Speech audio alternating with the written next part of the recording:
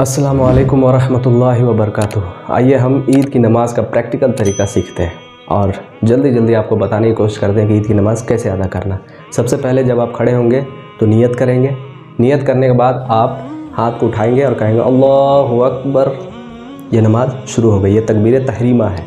इसके बाद 6 ज़ायद तकबीर जो ईद की नमाज़ में होती है उसमें से पहली 3 तकबीर सना पढ़ना है आपको नियत बांधने के बाद, और सना पढ़ने के बाद इमाम साहब भी सना पढ़ेंगे। उसके बाद 3 तकबीर बोली जाएगी। तो 3 तकबीर में आपको करना क्या है, आप नियत बांधे हुए थे, जैसे ही इमाम साहब बोलेंगे अल्लाहु अकबर अल्लाहु अकबर अल्लाहु अकबर, 2 तकबीर में हाथ को उठाए छोड़ दिए, तीसरी तकबीर में हाथ उठाए और बिना छोड़े हाथ को बांध दिए। ये पहली रकात। और इसके बाद इमाम साहब क़िरात करेंगे, फिर रुकू होगी, फिर सुजूद होगा, उसके बाद फिर दूसरी रकात के लिए खड़े होंगे। अब इमाम साहब पहले क़िरात करेंगे, उसके बाद जो 3 ज़ायद तकबीर है वो होगी।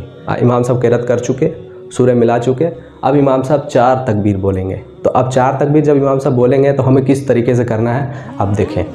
इमाम साहब जैसे बोले अल्लाहु अकबर अल्लाहु अकबर अल्लाहु अकबर अल्लाहु अकबर, 3 तकबीर में हमने हाथ को उठाया और छोड़ दिया, और चौथी तकबीर में बगैर हाथ उठाए हम रुकू में चले गए। यानी चौथी तकबीर जो थी वो रुकू के लिए थी। इसके बाद फिर से रुकू हुआ, सुजूद हुए, उसके बाद सलाम फेरने के बाद जब नमाज़ मुकम्मल हुई तो हम बैठे रहेंगे और इमाम साहब खुतबा पढ़ेंगे। ईद की नमाज़ का खुतबा सुनना ये सुन्नत है, तो आप इत्मीनान के साथ खुतबा सुनेंगे। उसके बाद दुआ होगी और उसके बाद आप उठने के बाद मुसाफ़ा और मुआनका करेंगे, लोगों को ईद की मुबारकबाद देंगे।